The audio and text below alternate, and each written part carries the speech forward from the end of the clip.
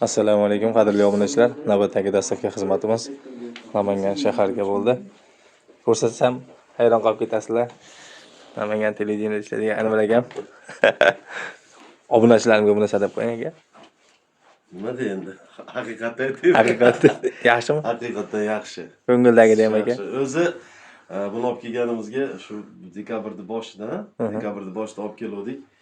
Yana bir chaqirib profilaktikaga ko'rsatib oldim. Yo'li tushib qolgan ekan bolalarni. Bir kirib o'tib ketinglar, avvalini ko'rib ketinglar deb aytdim. Yaxshimi? Endi ha. Gapga javob ekanmi aka? Xudo xolasa, kamchilik bo'lsa kelib ketishyapti. Tentiga 1 yil garantiya, radiatorga 10 yil garantiya deb va'da berishgan. Xudo xolasa. Prosta hozir yo'l tushib qoldi. Xudo xolasa.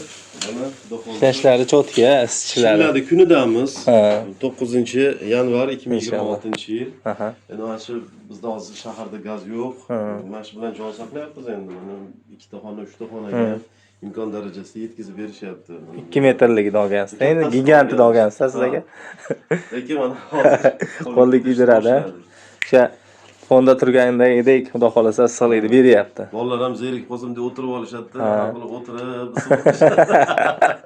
xudo xolasa shu ekrandagi telefon nomerlariga aloqaga chiqib ko'rasizlar. O'zbekistonning barcha hududlariga dastlabki xizmatlarimiz bor. Juda ham chiroyli holatda sizlarga ham yetkazib beramiz.